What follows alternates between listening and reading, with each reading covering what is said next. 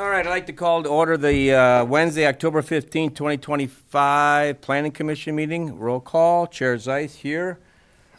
Roderick Anderson. Present. Gerard Bachman. Here. Tim Tesario. Here. Bill Warner. Absent. Randall Ryder. Here. And Candace Collins. Here. Thank you. With that, we'll go to item number 3, approval of the August 20th, 2025 Planning Commission meeting. I'll take a motion to approve the minutes. Motion to approve the minutes of the last meeting. I'll second. Any corrections, comments, or changes? With that, all in favor say aye. Aye. Against?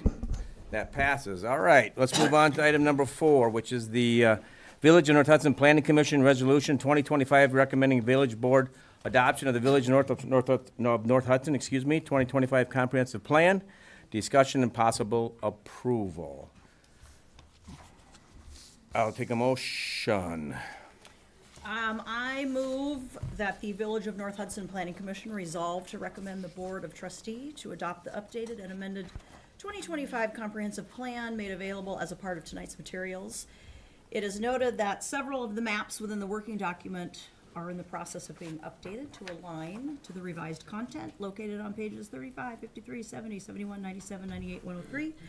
And those maps will be reflected in the version the board is presented prior to approval from the St. Croix County Planning Department resolution document that we all reviewed. I'll look for a second. Second. All right, let's have this discussion. Discussions internally with the board here. We've had our public meetings before, so our discussion is basically talking about where we got to and where we're at right now. So we've had many reviews with this, and obviously some of the committee members have been on the 8 months planning or 9 months planning for this overall comprehensive plan. I commend, first of all, again, all those who participated in this, and I commend Nicole from the county who led this activity through this. This is normally a 2 to 3, 4 year activity on this comprehensive plan, and what they gathered and put together in this has been outstanding. We had a special meeting about 3, 4 weeks ago, maybe a little less than that, and kind of went through some of the activities. We made changes. We felt we kept things in there, but what we changed, we felt we consolidated things to make more readable. We brought in goals, objectives, and basically what we wanted out of that comprehensive plan side. We have gotten input since then, since it's been posted, and we definitely take into consideration for them. But at this point, I feel there's been a lot of effort into this comprehensive plan, and what our goal is just to basically recommend and move it forward to the board. All directions, I think, at this point now need to be pointed to the board. And I'll open up any other comments people want to make on this committee. But that's, as a chair, that's my direction with the comprehensive plan. And again, I really compliment all those people who participated in this, both residents, both board members, both the county. It's been a huge goal to be done in probably less than a year, if you really think about it. So, any other comments? Any other comments? With that motion in place, Take a roll call vote.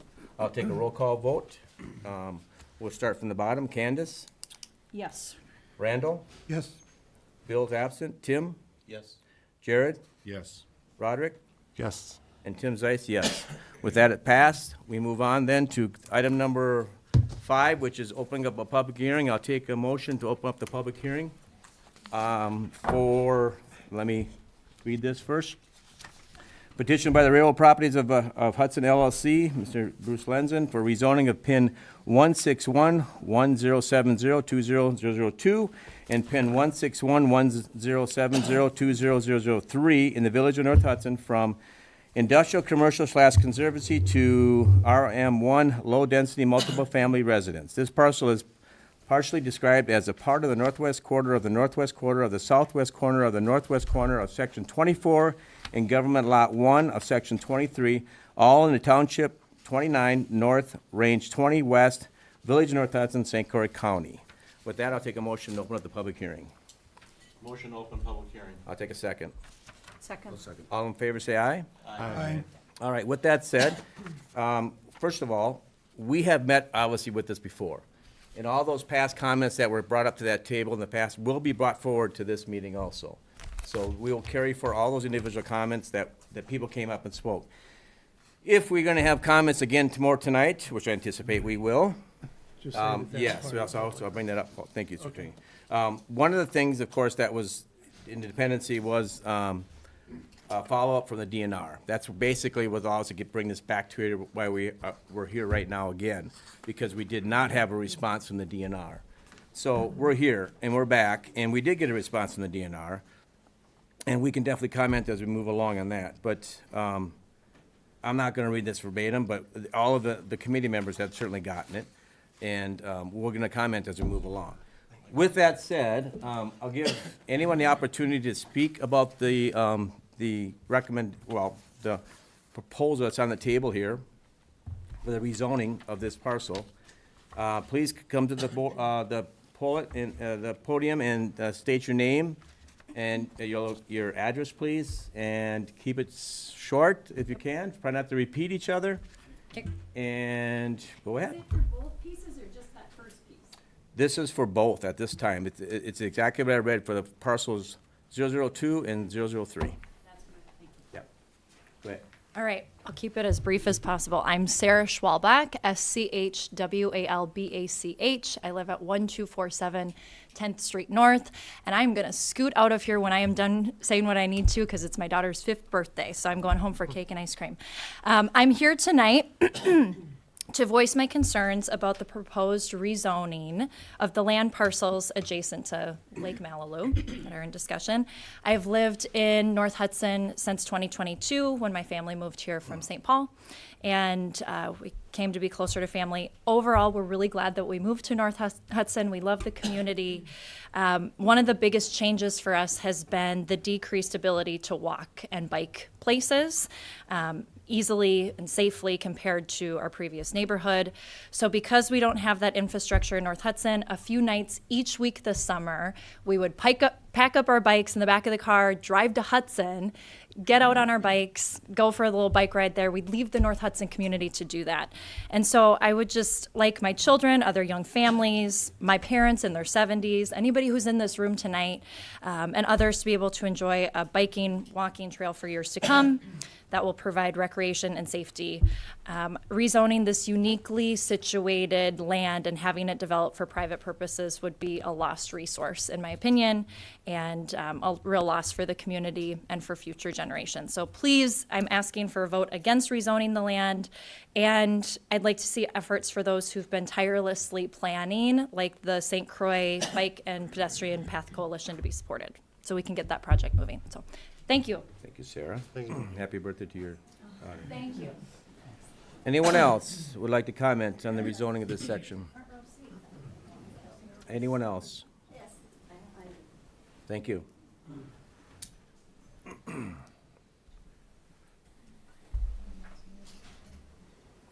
Hello, my name is Susan Overson. I live at 213 Galahad Place North, North Hudson. Good evening. Thank you for the opportunity to let me comment on this important issue. I did a lot of research and read a lot of plans. But just so you know, along with my family, I've lived in Hudson, or North Hudson, since 1997. While I have nothing against development in general or generating tax revenue for the village, I strongly believe granting a request for rezoning the trestle properties from industrial, commercial, and especially conservancy to low-density multifamily residential is not in the best interest of the village and its residents. One of the things I read was the comprehensive plan update, which is dated August 2025, but it sounds like there's a newer version, so if you can make that available or if it's on the village's website, I'd like to look at that as well. I'll try and be fast, but I did a lot of work, so. For some general comments first, as I'm sure you know, the property is within the St. Croix National Riverway, which is the first wild and scenic river in the country. While it has changed over time, it still deserves continuous protection and to be enjoyed by all village residents, not just a few. It is a tremendous asset to our community. Protection is provided, as you know, through various federal, state, and local mechanisms, which I'll share for those that don't know. I'm sure you do. But the requested rezoning and proposed development does not conform with many of these laws and ordinances that protect the river and guide future development. So I believe resulting development from rezoning to multifamily residential would significantly impact the resources of the St. Croix River and not be in the best public interest for various reasons. The properties that surround the trestle property are currently owned by the City of Hudson, the Village of North Hudson, and St. Croix County, which also have goals in mind. The St. Croix Bike and Pedestrian Coalition recently received funding and technical assistance from the National Park Service to develop a concept to restore the trestle property as parks and open space, which would benefit all residents and visitors, like the previous commenter mentioned. It is a once-in-a-lifetime opportunity to create a special place on the river that would benefit all and be a jewel for our community, much like Lakefront Park in Hudson. It would also make connections to Hudson. The trestle property has been intended to be developed as park and open space for quite some time, which would create many benefits beyond residential development and tax revenue, including neighborhood connections, increased tourism, safe access to the river, as well as benefits to people's health, environment, and economic benefits. The St. Croix Bike Pedestrian Coalition and various local plans and surveys identified the need for safe bike and pedestrian connections between the Village of North Hudson and Hudson and to the St. Croix River crossings and Loop Trail. This trail has become extremely popular. I see people walking and biking these trails and crossing the river every day, which I couldn't do when I first moved here. So it is truly a tremendous asset for our entire community. The trestle property is an important link in this system. Rezoning would prevent what the trestle property was intended for. Most importantly, rezoning to residential would create significant impacts to the natural and scenic resources of the St. Croix River, our most important amenity for maintaining our quality of life and enjoyment for a healthy community. So here are some specific legal issues that rezoning would need to conform to. And I'll skip over some of the Me details. too. So So, Susan, I'm we try to not, limit to 3 minutes, but I think, I appreciate all your comments. Thank you. I would like to complete them if I can. Please do. The main ones that, I'm sure there are more, but the National Wild and Scenic Rivers Act, which is Public Law 90-542 and 560, which established the St. Croix National Scenic Riverway. NR 118, which is Wisconsin's development and management standards for this riverway, which mirror the federal standards. Floodplain regulations, which are integrated with NR 118 and incorporated into other general zoning, which includes Lake Malibu. The ordinance also restricts development in floodplains and floodways and requires zoning permits for any work to determine if development is allowed or possible. The Village of North Hudson zoning code, which is section 98-151 for the lower St. Croix Riverway, would also be a concern. And the Village of North Hudson's and the county's comprehensive and outdoor recreation plans, which have goals for the village, outdoor recreation and trails. Specifically, the most important is NR 118, which is intended to preserve and maintain the exceptional scenic, cultural, and natural characteristics of the water and related land of the lower St. Croix Riverway in a manner that is consistent with the National Wild and Scenic Rivers Act of 1972. It is to reduce the adverse effects of poorly planned shoreline and bluff area development, which this could be. It's meant to help prevent pollution and contamination of surface water and groundwater, prevent soil erosion, minimize damage within a flood zone, which should not even be considered if developing responsibly with minimal impacts. And it also helps maintain property values, because as you know, having lived in Minnesota prior to North Hudson, and others that have moved here, Minnesota has a tremendous trail system and connections, which North Hudson is solely lacking. So the rezoning request does not comply with NR 118 and the Wisconsin statute, section 30.27, which states, "No zoning ordinance may be modified, nor may any variance be granted by the county, city, village, or town without the written consent of the Wisconsin Department of Natural Resources." So I appreciate you having this hearing tonight to address that. The standards also state single and multifamily residential are only allowed if standards of section 8 are met, including requirements for vegetation management, erosion control, height and setback requirements, and building in a floodplain. The rezoning request also does not comply with the Village of North Hudson zoning code, which is section 98-151 for the lower St. Croix Scenic Riverway, which is intended to maintain the river's eligibility in the Wild and Scenic River System and reduce adverse effects on the riverway. I think we'd all agree that being the first wild and scenic river in the nation is one of our best assets for the Village of North Hudson and its surrounding communities and visitors, and it would be a shame to lose that designation. Two of the more important conditions of this code that need to be met, which would be difficult under the current development proposal, is the 100-foot setback from the ordinary high water mark for development within the Riverway Overlay District, and then rezoning away from a conservancy district would not be in keeping with the purposes of the code. There are probably many more additional restrictions in NR 118 that would need attention, but I'll allow you to refer to the statute for those.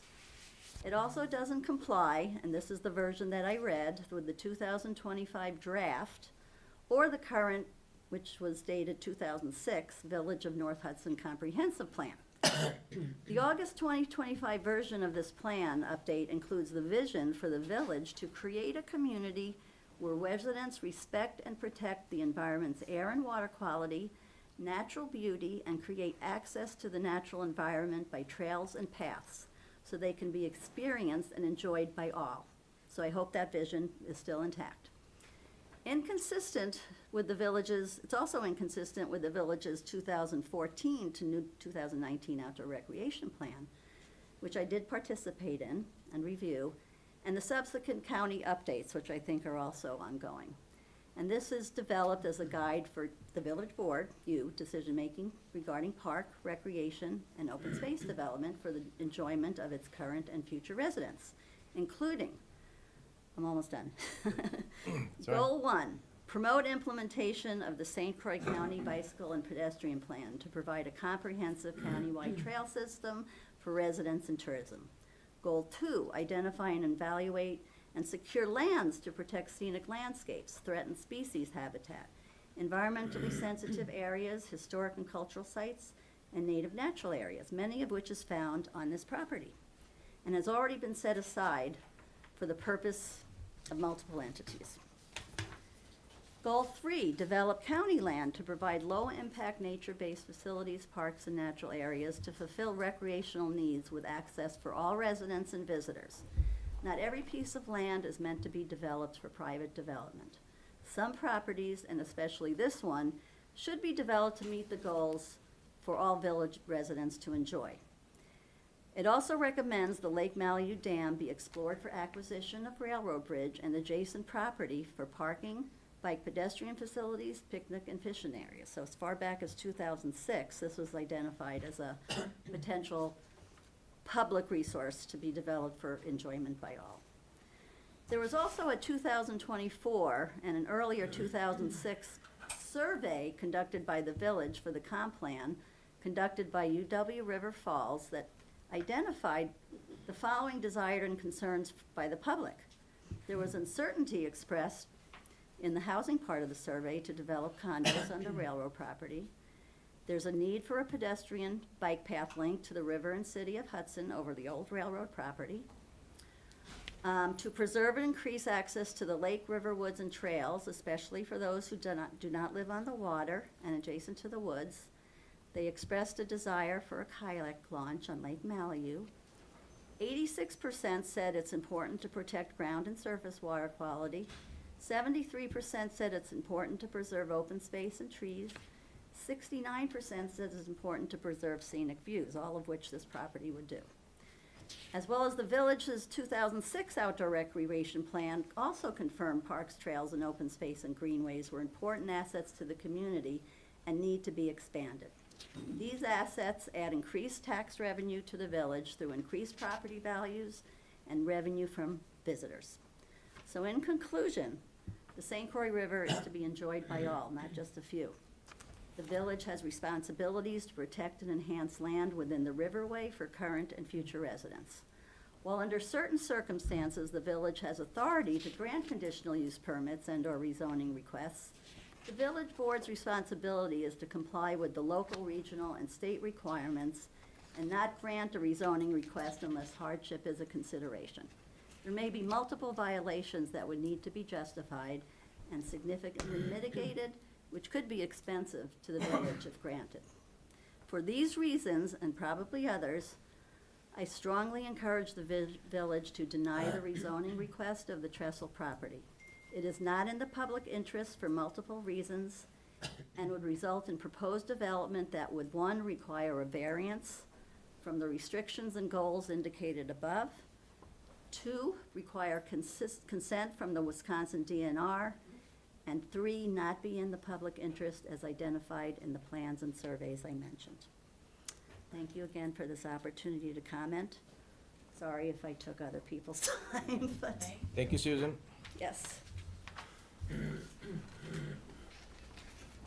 Again, we limit to 3 minutes. I'm glad she went because I also asked that you don't repeat what she said. What she said was pretty much covers a lot of comments, so I thank you, Susan. Thank you. Yeah, very well. I'm Mary Beth Mattia, and I live right on 7th Street. And I want to commend the Planning Commission because they're working hard on this. I do have concerns that, I won't repeat, but I do think the laws have to be followed. And we shouldn't be setting up something for, after resident priorities have been made, to then go against that for a single landowner.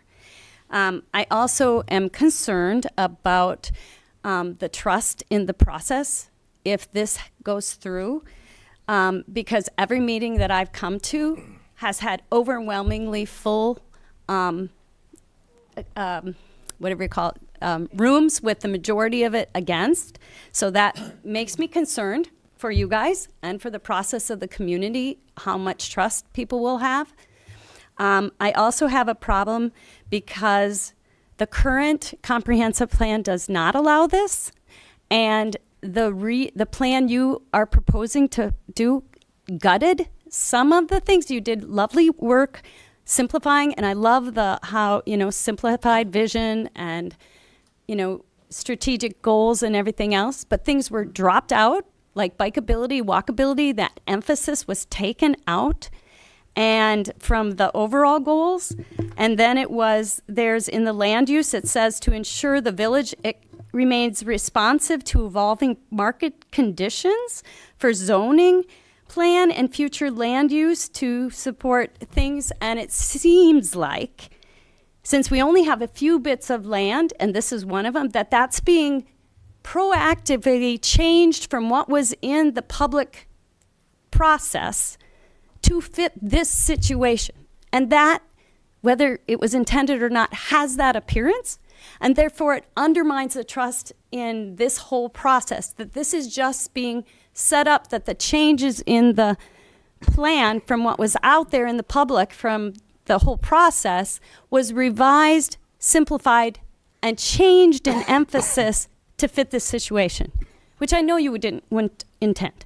So I think that we have to really consider out how much trust people are going to have in the process and in the commission if this suddenly happens, and also that you don't reconsider the emphasis changes that have been made to the public document that was presented to you guys, which then was radically edited and revised, some in positive ways and some dropping out key values that were put in through the visioning process. And so much emphasis was put on just a simple survey with only 2% residents and 18 questions that if you write statistical surveys, you leave a lot out, you only give a few options. So I really think it's problematic to put all your beans into it. Also, not all in just public process when not enough people showed up. So there's also all the public meetings where people show up and show with their bodies and their voices what they care about, and they don't seem to be included in the new plan or in possibly rezoning this. So I ask you to think about the democratic process and trust, and consider that too as a loss if you just break both the laws that are in place, change the zoning plans to fit this, and move something forward with a whole bunch of variances. So please consider that, because you're all good intention and want to serve the community. Thank you, Mary Beth. Appreciate the time, comments. Anyone else? Yes.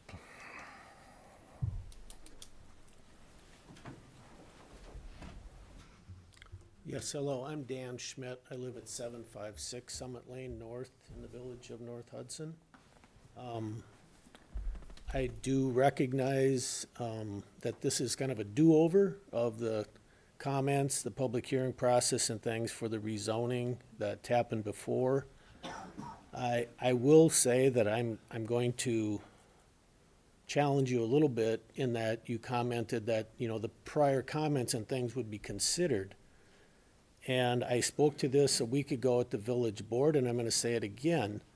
The concern I have is that those comments, for the most part, brought up some very specific, important details, and yet the comments that the planning commission made in moving forward their approval spoke nothing to those comments. There was nothing said to mitigate the concerns of a very strong contingent of village residences. So I really feel like you need to be honest about the decision-making process in terms of, you know, how you're going forward and what the factors you're using to make those decisions. So I bring that up as kind of a challenge, very, very honestly. I do want to speak a little bit to my own involvement in this process and trying to become knowledgeable.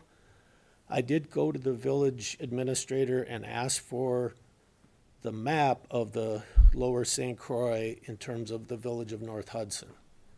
If you read the zoning regulations and the things that I could find, it says you go to the municipality that governs the zoning. I started with St. Croix County, and they actually steered me here, and I learned and became more knowledgeable that, yeah, I need to go to the village because it's the village ordinance, not the county zoning that deals with this. I think the world of the village's administrator, and I'm sincere when I compliment all you for willing to do this. I 100% concur that you're volunteers, you're doing your darndest to be educated, you're using legal counsel. But my point is the village administrator didn't know there was a map of this. She said I should check with the building inspector. The building inspector response to me was, I don't really know what you're asking me for. I asked him to look into it. Would you get back to me? I followed it up with an email. I've never gotten a response. I'm going to challenge all of you. Do you know where this map is? Do you know what the map is? And what parts of the village are covered by that? Because I don't think you do. And as was pointed out last time in the public comments, our zoning brings that into our regulations. We have adopted that as an overlay. And so if we don't even know what part of the village is covered, how do we say that we're making a decision, informed decision? So those are things I guess I want to challenge you on. I'm going to give you one quick example of a comparison, because I know there's a lot of people in here that either live on Galahad or are familiar with it. And we hear about, you know, we want to change the zoning so we can react to market factors. Well, what if me and a couple people that have a lot of money? No, they have a lot of money and it's just me helping them. Anyway, we buy 3 houses that are on Galahad, but what we really want to do is have a boutique motel on the St. Croix River. Hey, we got the dough. It's the market factors say we should do it, right? I don't think anybody here in the village would think that's a good idea. So let's work together as a community and plan, and then follow a plan and not think that we have to change it because somebody's, you know, putting pressure. There was a future land use map, there is zoning, all those things are in place. If I buy a piece of land and I want to change it to something else that doesn't fit that, that's on me. it's not on everybody else to catch up. So I really ask you to consider those things. Thank you. Can I say something? I don't think at any time the board, while we were meeting, suggested anything such as a boutique hotel along the river. No, I know, I just want to say, for all, everything, that wasn't the intent of the board or the committee.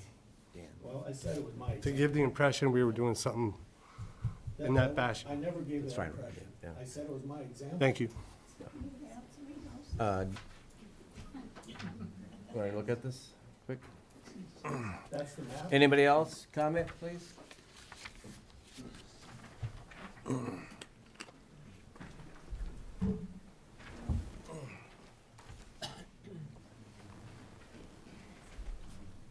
My name is Will Jenkins, 607 Cedar Drive North. I'm here to represent myself as a resident of North Hudson, as well as a representative of Wild Rivers Conservancy and its many members in North Hudson, as well as the surrounding area and throughout the Wild and Scenic Riverway. In reference to Mr. Lindson's zoning request, and I'll try to abbreviate as I go to try not to repeat anything. Thank you. Of course, concerns with 98-151 of North Hudson zoning code. I won't read the whole thing to you. I have it here to give you on my way out. Rezoning away from being a conservancy district is not in keeping with the purpose stated in the code. Furthermore, 98-151 states that any building has to be at least 100 feet from the ordinary high water mark. And from a practical standpoint, the development Mr. Linson proposes cannot fulfill that. Thus, even if enhancing the tax base was part of the purpose of this ordinance, which it isn't, that purpose would not be fulfilled by the rezoning.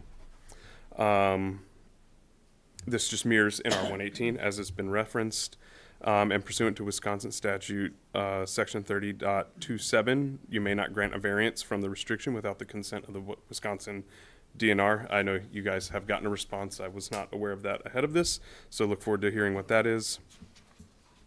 And for those reasons, to rezone the southern portion, neither is in the public interest and will only set you up for a request for variance and for Mr. Linson, which, pending what the DNR says, you don't have legal grounds to grant. Even without these legal restrictions being present, the previously claimed reasons of increased tax revenue and lessening trash on the property do not justify the rezoning.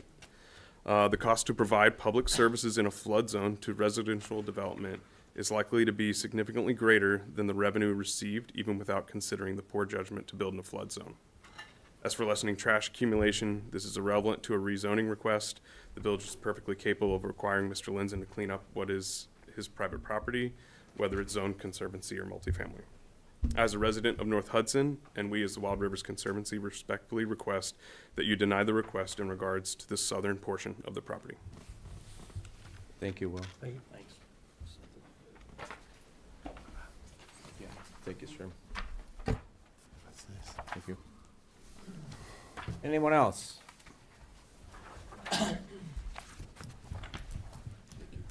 you.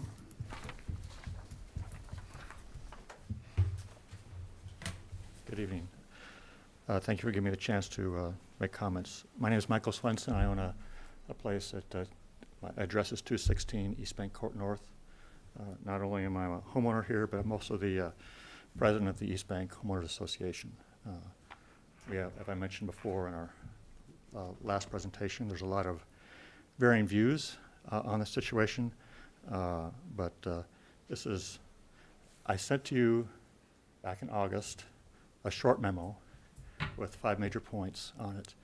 One thing I'd like to point out is that in this memo I made several references to the Trestle Rail Bridge.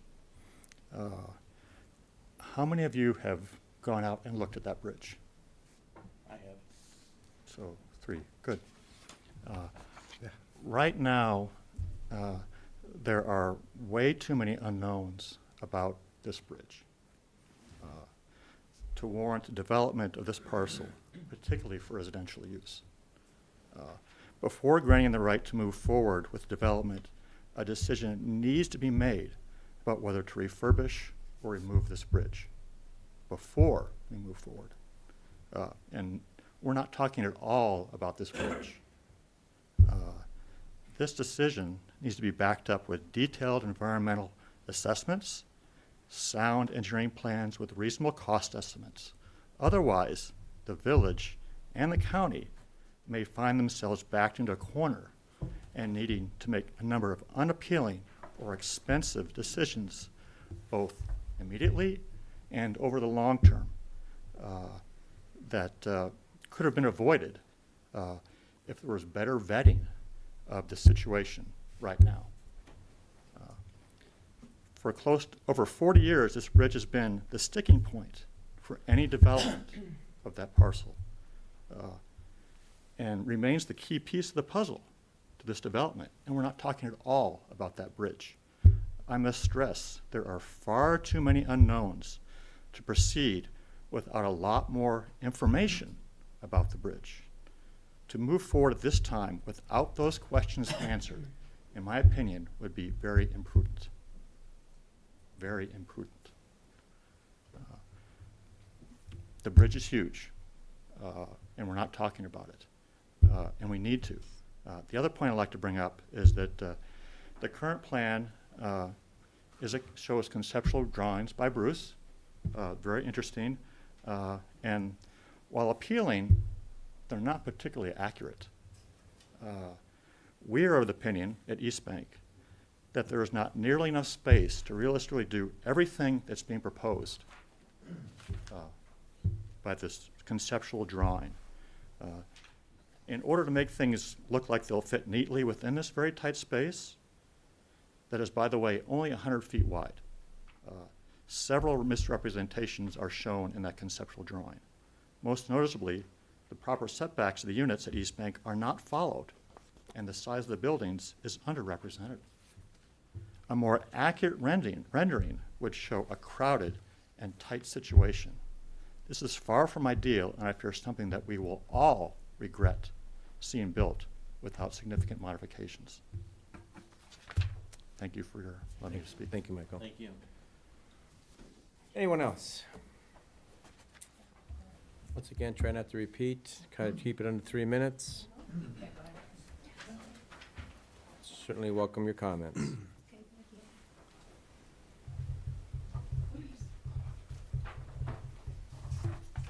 Hi, my name's Michelle Drevnick, and I live at 539 Galahad Road, but I also own the Lake Malibu Apartments. And I know that you already have from the last meeting. But one thing that I wanted to bring up that I don't know is if you go down Galahad Road, and you want to turn onto Wisconsin Street, that intersection is dangerous. In fact, there's even a sign there that says dangerous intersection or something to that effect to let people know. So when I drive from Galahad and I want to make a left turn, and there's a lot of traffic there now on Galahad, there is. You have to practically stop there and look before you can turn. So there's people coming out of East Bank, and then there's people from the apartments and people on Galahad Road, and all meet at that intersection. And where this northern part of this parcel is, would add one more driveway. And so I think that, I don't know if that was brought up before, but also I know you can't see this, but where our apartments are in the garages, the garage is right up to the property line. Could be on it, I don't know, but it was built, like 50 years ago. So there's something there too. Okay. Thank you, Michelle. You're welcome.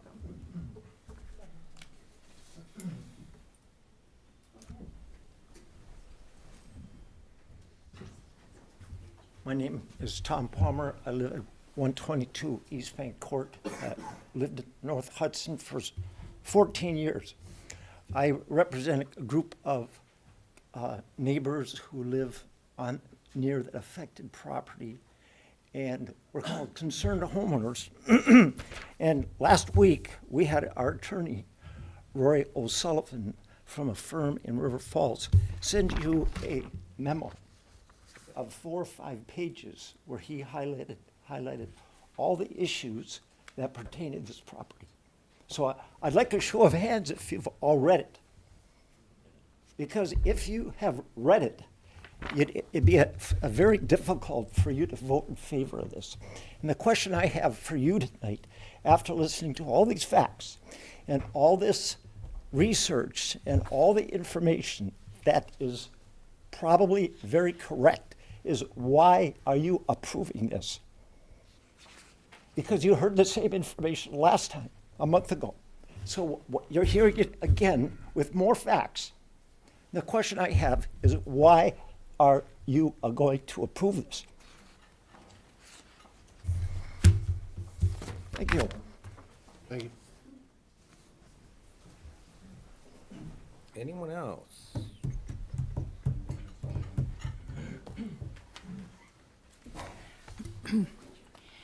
Good evening. My name is Celeste Cobrell. I live at 870 Strawberry Drive in the town of Hudson, because this proposal affects not just the village, but everybody who has any interest in the public waters of Lake Malilu or the public waters of the St. Croix River. I did submit comments for your August 20th public hearing detailing how this proposed rezoning is inconsistent with the only adopted comprehensive plan the village has, which is the 2006 comprehensive plan, which has not yet been modified or replaced. And I have also done a line-by-line comparison of your previous drafts of your proposed replacement comprehensive plan, and even looking at the changes that are proposed in the draft that you have recommended to the village board, it doesn't cure the inconsistencies. There are too many inconsistencies. And Wisconsin's state law regarding comprehensive planning requires that any rezoning be consistent with your comprehensive plan. And your village attorney has explained that to you many times. So that's one legal reason to deny this rezoning request. And it's compelling, because if you do grant a rezoning request that is inconsistent with your comprehensive plan, it can be undone by a simple lawsuit brought by anyone who lives in the village.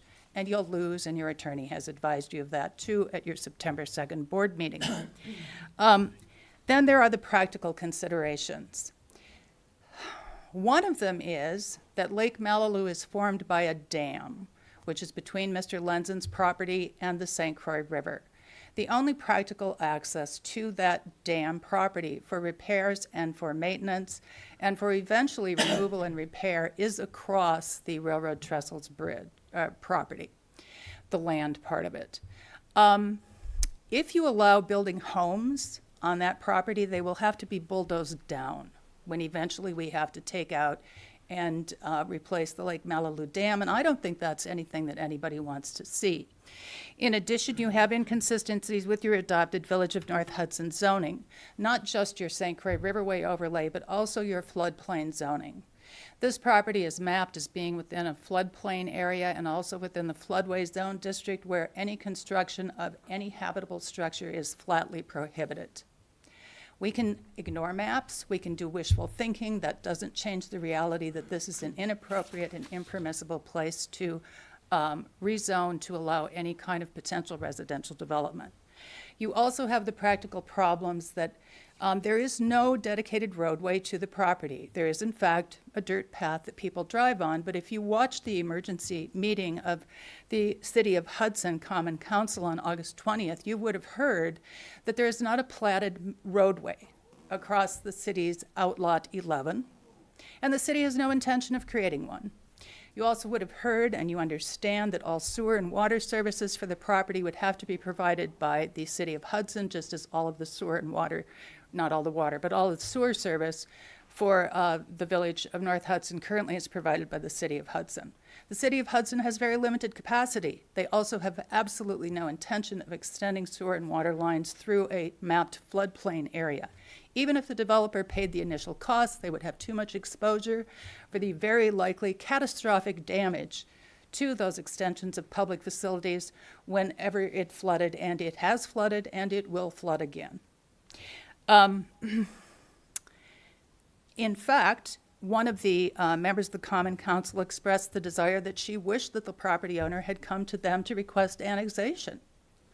And there is, as other people have noted, a need to have consistent cooperation about land use planning among the municipalities that are all either owners of abutting properties or have their own comprehensive plans, where forever this property has been identified as conservancy.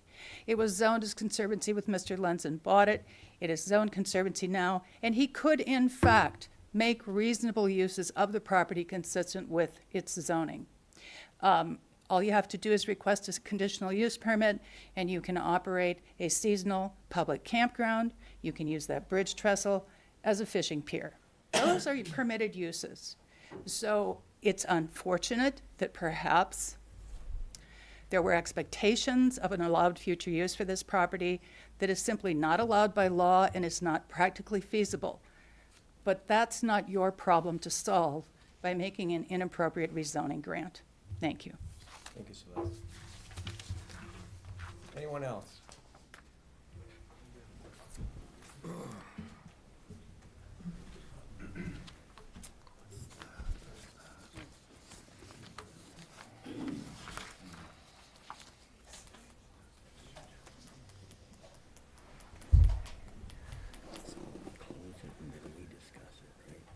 I'm Colleen O'Brien Berglund, 303 Helen Street North, and I just want to voice my opposition to rezoning for all the reasons that have already been stated.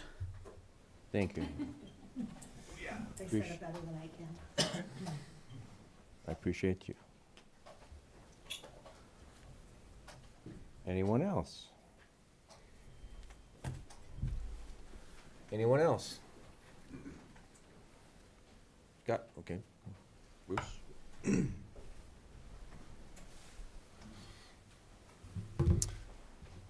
I'm Bruce Lenzen. I'm the developer of the property. Thank you, everyone, for voicing this, the beautiful thing about the United States of America. Everyone gets to share their opinion, and that's what makes this awesome. After listening for two... Okay. That's not working, Bruce. It's, Oh, yeah. okay. All right. So thank you, everyone, for sharing their feelings and opinions about all this. I appreciate what the Planning Commission's been going through. I've sat here now for 2 meetings and listened to a lot of information and concerns. The background here on this property, number one, that this is not conservancy. It is painted conservancy on your map. This property is commercial industrial on both sides. There is no legal background that this property was ever rezoned. And that has been researched multiple times. And it was supposed to be addressed in how this particular version was written and proposal before you. The conservancy was to be removed. So number one, that's number one. This is it's not conservancy. I, as a property owner, own this property under commercial industrial. Which means I can, under the planning, all the ordinances, I can put up garages. I could put up a welding shop, multiple welding shops. I could put in storage 35 feet tall. I can do this by law. I know this. I've been developing property on the St. Croix River for 40 years. I know every nuance of the Riverway Code. I get along great with the DNR because they know I'm going to do it right. I get along great with FEMA and the flood zones because I understand them. And I deal with them all the time. I didn't walk into this situation blindly, hoping for something. I own the property. As a property owner, I have the right, so I have the right to develop it under the current zoning, which is commercial industrial. That is a fact. And you can dispute that, that's fine. That's your choice, but legally, I can back it up. Well, you'll be tied to the court for a long time on that on the south parcel. No, I won't, but that's fine. The fact is, I came to this board, and I came to the Rails and Trails Commission, and I came to every entity, the city of Hudson, the county, and I shared my dream of being able to build residential properties, not commercial, creating a bike path and a bridge and a park on the other side, a large park, and then some residential, working together with all these communities. That map, that conceptual map, it's a concept, but it shows what could potentially happen if we work together. And that is what my heart's desire is.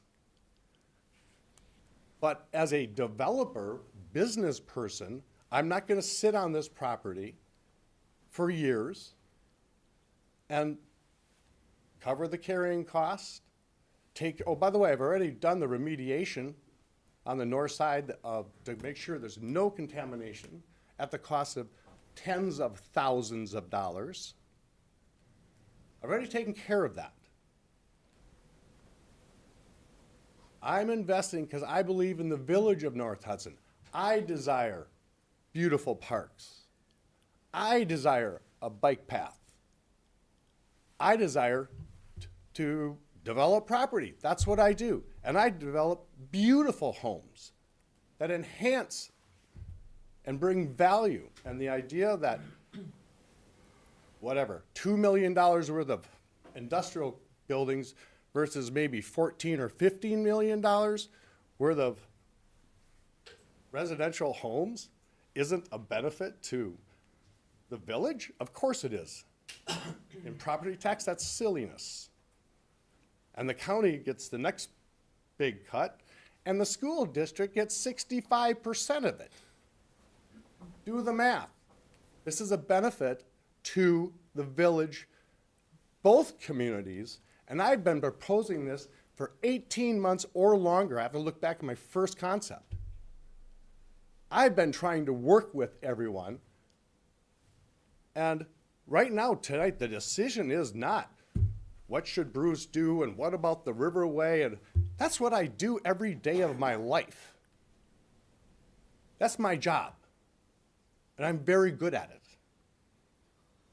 What I'm asking for here is, does the village want me to develop this as commercial industrial, or would you rather see me work with everyone and turn it into a beautiful mixed residence, parks, all these things? What does the village want? What do you want? Because I'm going to do either. I'm going to do one or the other. He didn't speak when you guys were speaking. Please let him comment. I'm going to do one or the other. If I go and just I don't have to do anything other than submit my building plans. Right now for commercial industrial. And by the way, when that happens, which I pray it doesn't, all the parks, all those things go away forever. Access to the St. Croix River goes away. I own the property. I will make a separate fire and protection easement for the village and the cities to access the dam so they can maintain it. That's all. Not for pedestrian traffic, not for anyone else's use. That's what I will do. That I'm trying, I've shared my heart with dozens and dozens of people here and all these different entities. It's been out there, so now it's in the planning commission's hands to what do you want to see happen for the village? It's that simple. Thank you. Thank you, Bruce. Anyone else?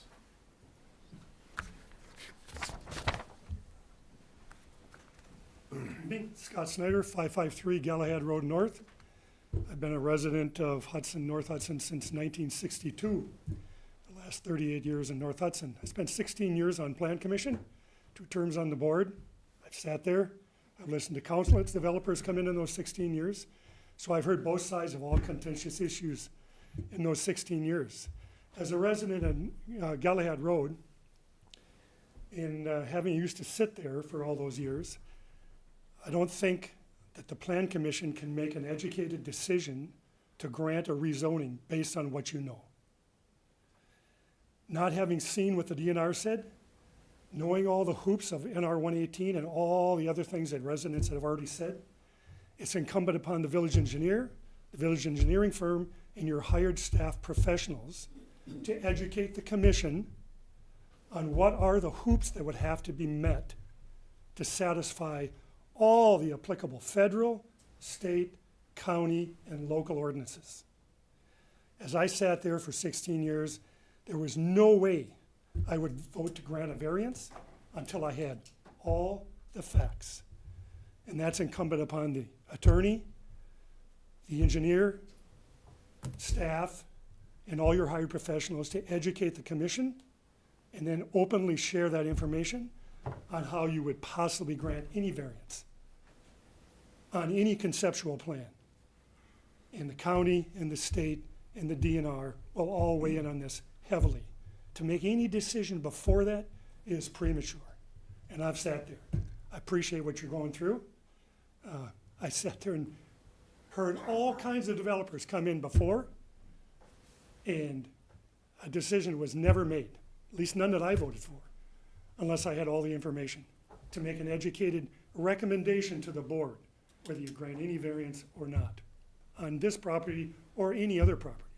Without the facts, I think it's premature. Thank you. Thank you, Scott. Anyone else?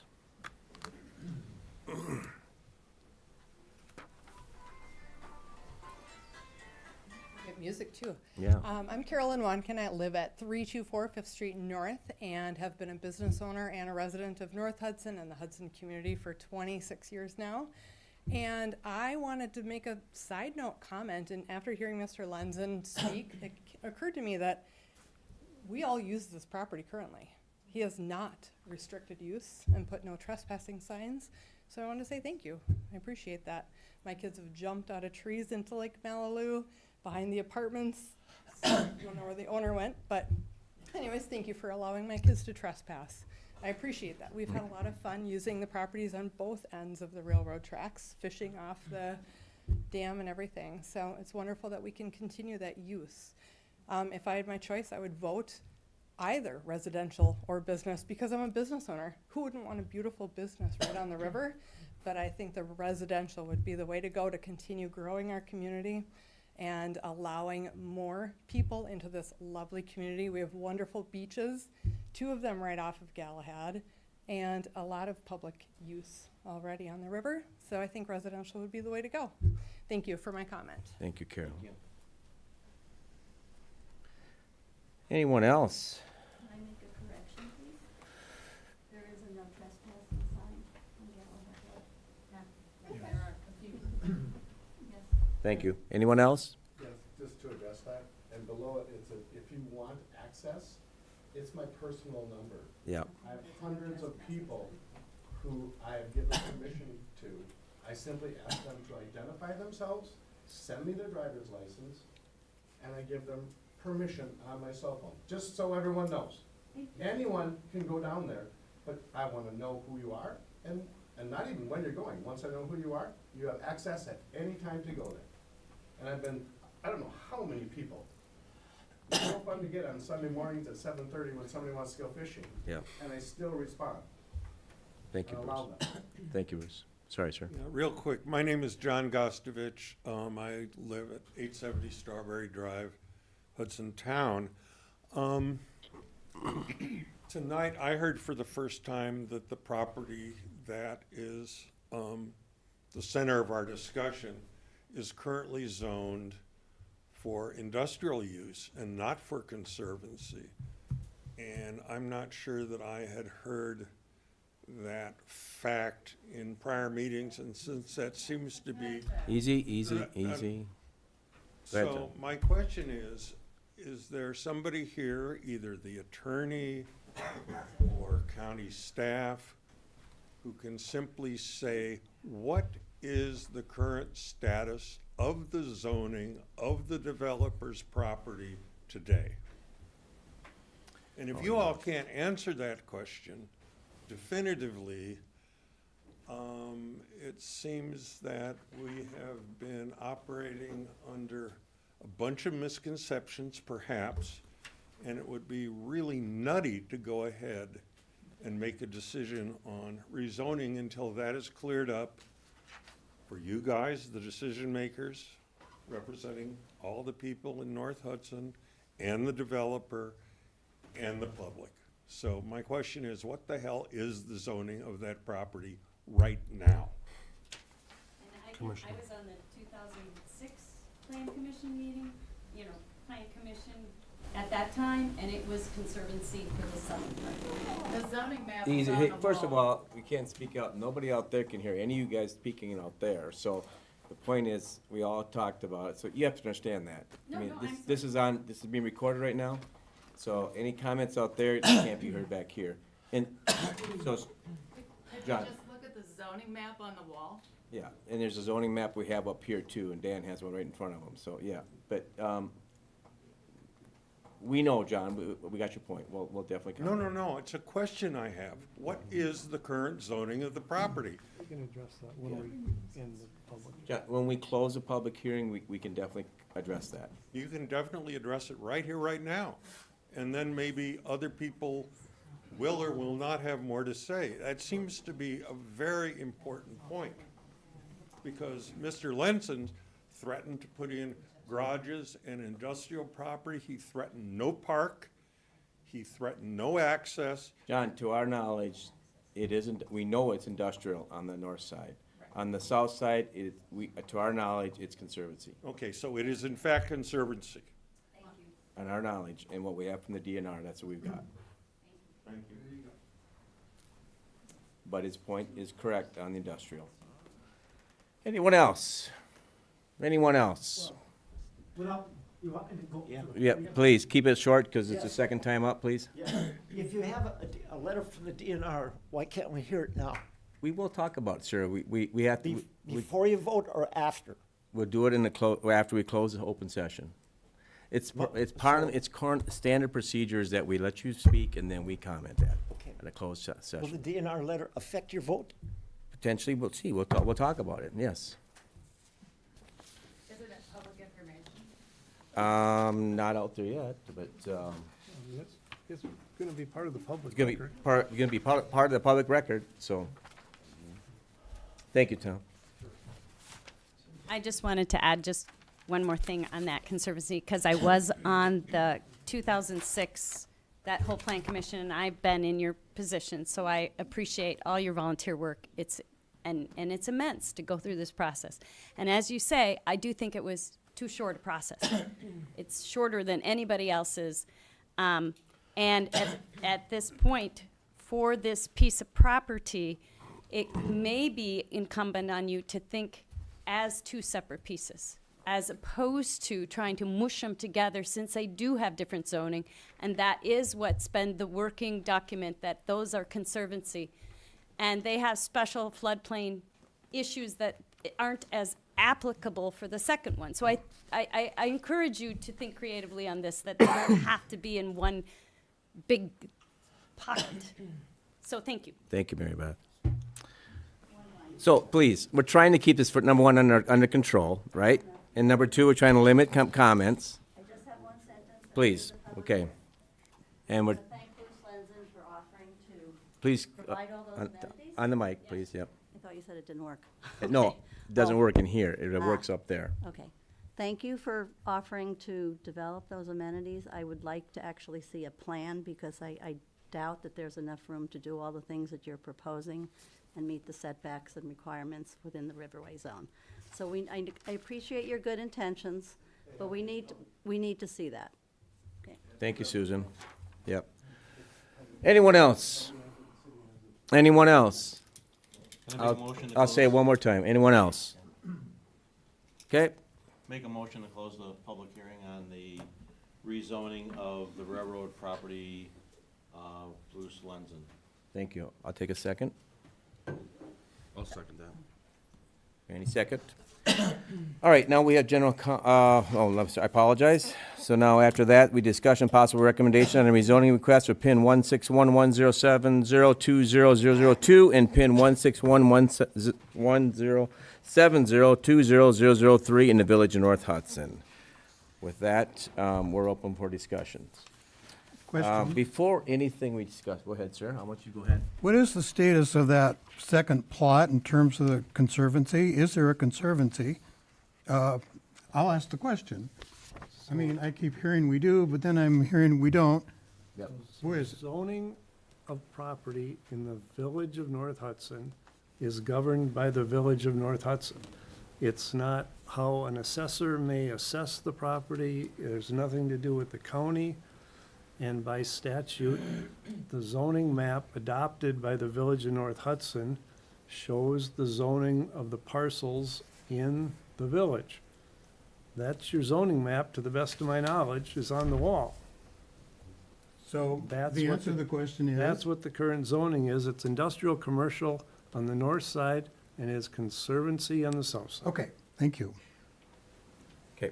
Now, and I can also address the DNR letter. if you Yeah, want go me right ahead. I'll comment on that also. Thank you. Yep. So the DNR, under NR 118, the DNR is required to be notified when you have a rezoning, if you have a variance, if you have a conditional use permit application in the Riverway. And everyone has talked about various layers of government. There's federal, which is controlled by the state. The state has taken over jurisdiction for the federal. The state then passed a law that says all the towns, villages, and cities along the Riverway are going to enact zoning ordinances in compliance with NR 118. And those are the zoning ordinances that are going to control the land. The land here is in the small town management unit. The Riverway District, from St. Croix Falls down to Prescott, is divided into different types of units. Depending on what unit you're in, there's different rules as to what you can build in there, in terms of setbacks, in terms of types. So that area, the northern part of the village is in a different area, which is more restricted. This area is a small town. Small town says uses that are allowed in the village's underlying zoning ordinance can be allowed in this district. So this can be rezoned to residential. But there's caveats to that. This isn't just, like zoning outside the Riverway. And it's incumbent upon the applicant, to show how he can comply with these. And the Riverway, the goals of the Riverway is protect, and it's in the DNR letter, I can read the three of them that she has. Protect the natural and scenic qualities of the lower scenic Riverway, protect public health and safety, and prevent erosion and water pollution. So those are the goals. So can it be rezoned? Yes, it can be rezoned. Now, that being said, just because it's rezoned doesn't mean Mr. Lenzen can go and get a building permit tomorrow. There are a number of other steps when you're in the riverway. There are setbacks. There is floodplain. There is conditional use permits. All of that. You know, one of the big hurdles I see for this, under the village code, a multifamily lot has to be 120 feet wide. This strip's 100 feet wide. How he deals with that, I don't know. Whether that's even possible to do. So, it's not like he just goes and gets a building permit. This is a riverway. There's steps for everything. It takes a long time. There'll be more public hearings, even if it is rezoned, whether it's even possible to develop. If it's in the floodway, no. If it's in the flood fringe, you do enough engineering work, you can build in a flood fringe. You know, he's had Cedar Corp do some engineering work. The plans are in here. Our village engineer should be reviewing those at some point. So, there's a lot of steps that would have to happen. Whether or not it ever gets built, based on all those hurdles, and again, the idea is to protect the riverway. Is it visible from the riverway? Do you meet the bluff line setback? Do you meet the setback from the ordinary high water mark? All of that plays into this. So even if it's recommended to rezone one or both or neither, it's gonna go to the board, and that is a first step. And the board's gonna have to look at it and make a decision and have findings as to how this is going to satisfy the Riverway District, above and beyond all the arguments about the comprehensive plan. So, I've said my piece, I'll be quiet. No, and I'm gonna add to that, you know, we received this letter from the DNR on the 13th, 2 days ago. So the question is, has it been public, but we just got it, ourselves. The key statements in there, it states is that, it identifies, of course, the two areas, and it says, it isn't clear from the application material submitted what specific use is proposed. To me, that's a statement right there that I think questions a lot of activities going forward. And you guys made some references to that tonight, of course. And it said it's important to understand the rezoning of this activity. I'm here, sitting here, I'll take the lead on this, and as a chair, I think at this point, being that the north side is industrial commercial, I recommend that we rezone that to residential as a proposal, R1 residential, and that we table the south side until we get more information from the DNR after they see what they consider as being the plans for that south side. And we leave it conservancy at this point. Well, I voiced a concern at the last meeting on this. Yep. And he voiced, and Mr. Lenzen also voiced, my concern was is that somebody would go and build an industrial building on that site, because it's zoned industrial. Yep. So the option is, if we don't rezone it, you build an industrial building on that. Well- Is that, what is, You're still in the Riverway, You're still. I agree, but I'm just saying, so, either way, they gotta get approval for things. yeah. But right now, it's zoned that they could build an industrial building there, correct? Well, they can build depending on what's allowed, and if you get conditional use permits, you get your variances. Yep. Yeah, it's not go in and get a building permit. Just like building a house there would be the same way. You couldn't just go build a house because it's zoned residential, You'd have to meet all the requirements. all the requirements. Yeah. Yeah, and that's You our know, point if- behind If this, it's a yeah. single-family house, that's easier, Right. you know, then you meet the setbacks, and Right. it's permitted use. Yeah. Everything else essentially is, you're gonna need a conditional But use correct me if I'm permit. wrong, if you do it today, the way it's set up today, he could build a railroad, he could build railroad cars there. Well, I'm not, It's an industrial zone, right?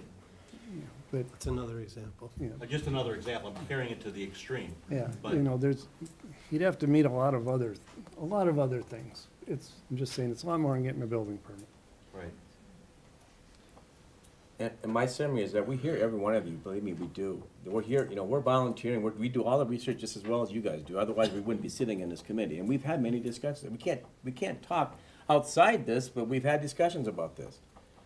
Anything more than 3 people to quorum, and then you're going against the policy of what a planning commission actually is. With that said, you still have to go through so many hoops to get any activity in this, and our attorney just stated that. And, you know, the key things, the three things DNR pointed out, like Paul said, to protect our natural and scenic qualities of the lower valley, river valley, excuse me, protect public health and safety, and prevent erosion and water pollution. Believe me, he has a lot to go through to meet those three requirements, as far as I'm concerned. Yeah. Fran? I just want to say, I like, everybody's idea, a bike path, this and that. Having a bike path, it's not a need, it's a want. We have bike paths. The North Loop is being built. Extremely expensive, but it's being paid for out there. On this side here, where this is here, be very expensive for anybody else to come in here. I don't know of any organizations that's going to raise that kind of money. They were talking about $1.5 to $2 million to redo that trestle bridge, and that's an old estimate. Imagine what that would be today to be able to do the ADA, everything else. We can't even drain the Malibu right now because they want to control the weeds. And there's people that want to dredge and get rid of the silt after the dam came through. Imagine having to put up with that if all of a sudden this was in the village hands or the county's hands and we wanted to do that. They're going to be fighting, he's going to be fighting other conservative groups that are talking about nitrogen levels and pollutants and whatever's going to be stirred up when that bridge comes through. I'm glad it's not in our hands. I would like to see somebody do that. But I will say, Bruce Lenzen is not a fly-by-night guy. He's built beautiful homes up and down the riverway. If we had a developer to come in and look at this land that knows about it, this would be one. There are very few others that could come in here and know what he knows to do this. I just look at that. I wish, everybody wants it to be something else, but I think we're fortunate that somebody like him is looking at this and he cares about the riverway and he cares about community. He's not coming in here. He's not going to ruin his name. I mean, he's done good things. So as I said, this is, as they've all been saying, this is just one step going forward. And if I had to say, we've talked and it's coming up, maybe we put it into 2 zones. And we know what one zone is for sure. And so maybe we table the south side and we go for the front side. So I'll make a motion to rezone the northern part to R1 and leave the southern part open due to DNR information. Yeah, some EPA studies or whatever. Do I get a second for that? Can you clarify the second part of your motion about the second parcel? So the southern parcel, we've got that DNR report, which is inconclusive, right? It says there were some open issues with that, okay? So we've got 2 issues with the southern parcel. Parcel 1 is the DNR has some concerns about different issues on it. And number 2 is we still got this discussion as to whether it is or isn't a conservancy, right? So if we do the north and not the south, because we don't have enough information to make to make a recommendation on the south. We only have enough information to make a recommendation on the north. And my concern is, like I say, that there'll be an industrial building built there. That's my driver behind making the motion. I would suggest then there'd be one motion, and that is just to rezone the northern section, period. Well, he's adding, because it's all packaged in right now in the actual statement. Yeah, so we gotta do both. So he's separating it, because the fact is, this is what the actual hearing is, we opened it up to be both parcels. He's separating Well, it, it's his motion. I'm separating them. We don't really have a formal motion when we walked in here. Discussion, we don't. We don't have a formal motion. I agree with you. Okay, so what do we need? Well, you just made the formal motion. I just made the formal Yeah, motion. just, so somebody That needs was to just- second it. When we came in here, we did not have a formal motion No. before us on the agenda. Right. What it was we were going to vote on. No, We have a letter, we have a proposal for rezoning, but it isn't, we don't have a motion. so the motion is what was just stated, Right. and we need a second to that motion. Anybody wants May to I second ask- that? May I ask a question Yes. first, before we do that? Just a Yep. quick question. So back in 2006, when this comprehensive plan was put together, and this was zoned conservancy, can a municipality just say, that's conservancy, and then it sticks?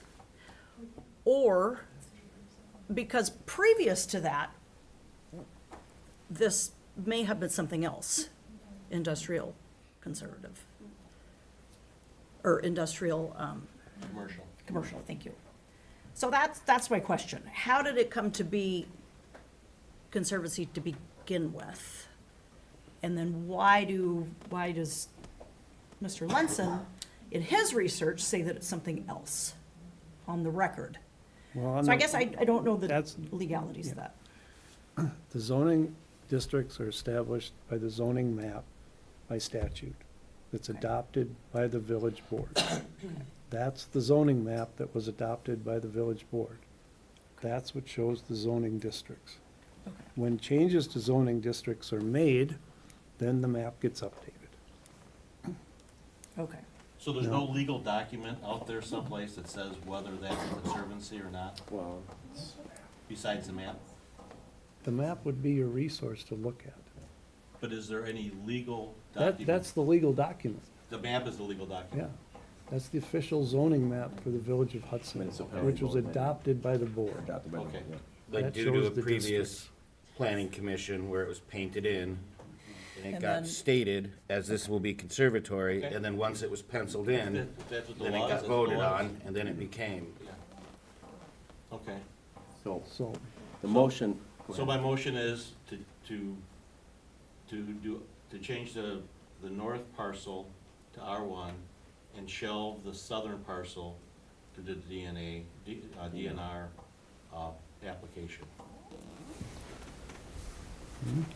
Is there a second to that? I'll second that. Any other discussions? I think the key thing that I want to discuss on that, or comment on that, is basically because the DNR's response back saying it isn't clear from the applicant materials submitted what specific use is being proposed in that, and I'm referencing the south side on that, to be honest with you. So that's why my comment on that. Any other comments? We're gonna do, individual votes. Okay, Candace? Yes. With his Yes. motion. Sorry. Yep. Yes. Randall? Yes. With his motion. Bill, absent. Tim? Yes. Jared? Yes. And Roddick? Yes. And Tim is a yes. With that, it has passed, and that discussion for number 8 has closed. Thank you all for your comments. Thank you all for your attending. We certainly appreciate that. Thank you. All right, next one, opening up, I take a motion to open up the public hearing for the proposed change used by Board of Park Commissioners to add a parking area on Park Avenue North and Third Avenue North. I'll take a motion.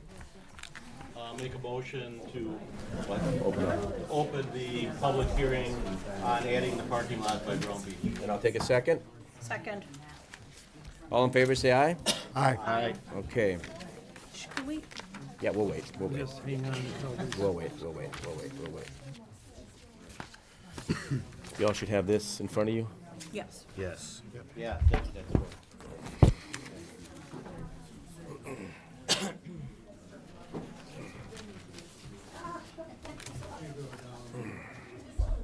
So this is a concept, basically, that, This, yeah, yeah. that you're gonna forward to the board with the recommendation, and then ultimately, there'll have to be real construction plans drawn, it'll have to go out for public bid, Right, in order to make, oh, and it'll, Okay. you know, thank you. Thank you, yep.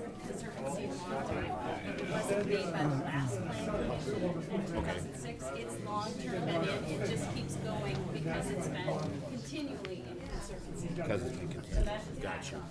Thank you.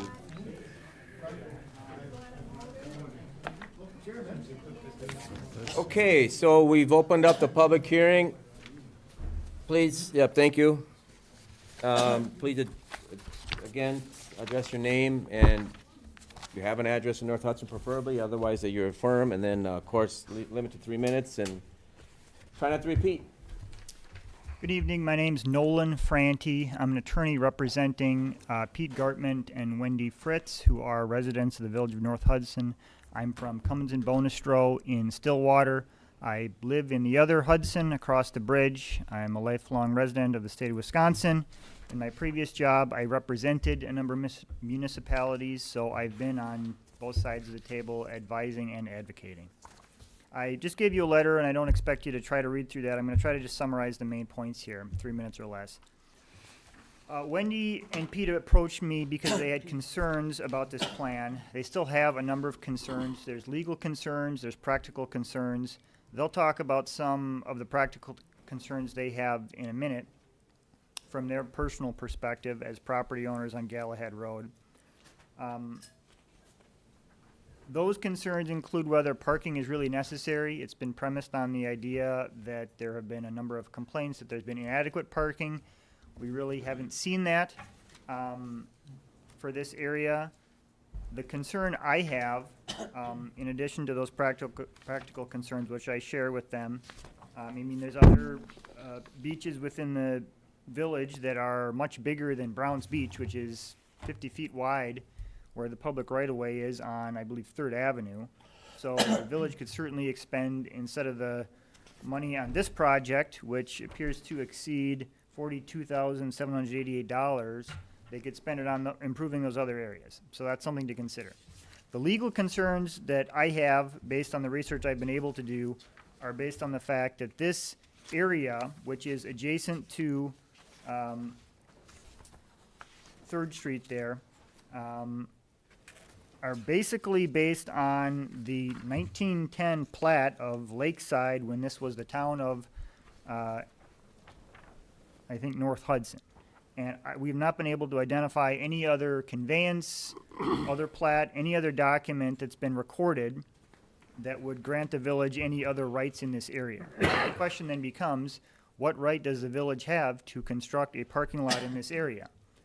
I think there's probably evidence that this area was discontinued many, many years ago as any kind of public right-of-way, public alley, or anything else, in which case it would revert to the adjoining landowners, in which case the Village of North Hudson would not have a right to construct a parking lot in this area.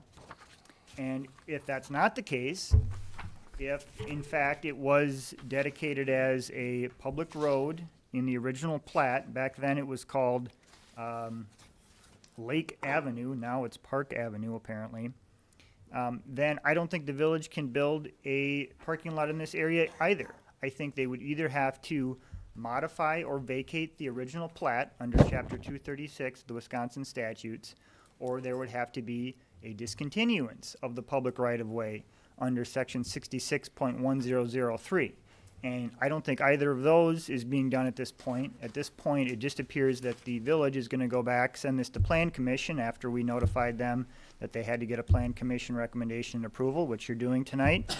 Of course, we would like you to deny approval for this because we don't think there's really a basis for it. And furthermore, there's a lot of unanswered questions, just as there were with the last item that was up for public discussion.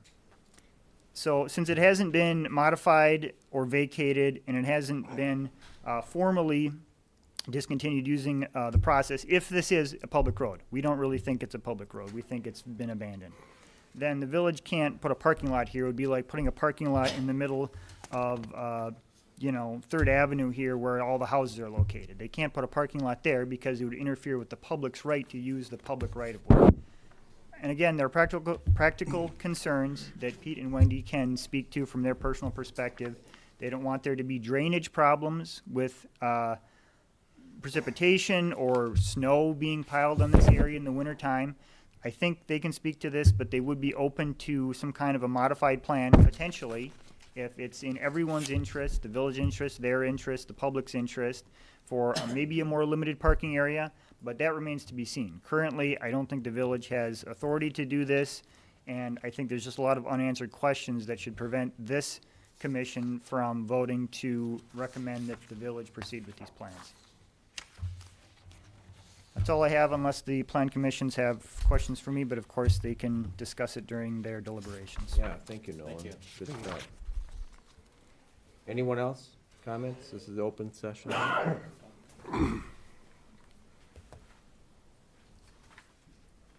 am Michelle Drevnick, and I own the property at 617 Galahad Road, the blue-green A-frame there on the river.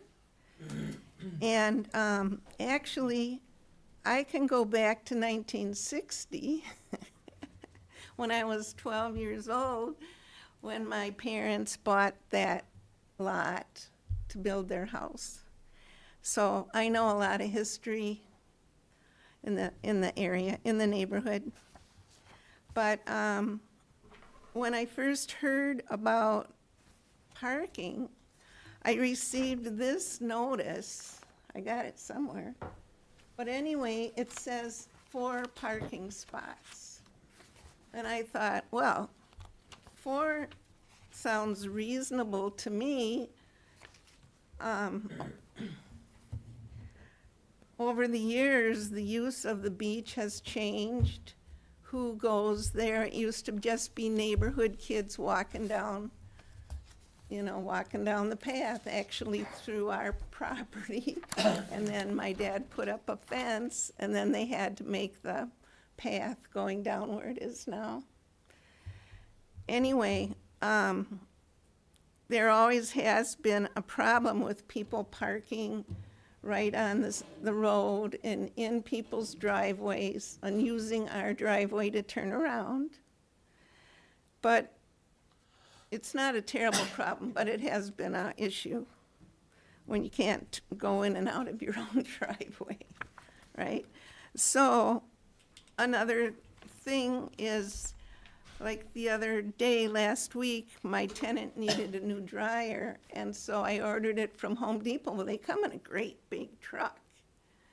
And so this truck, they were able to use that turnaround there.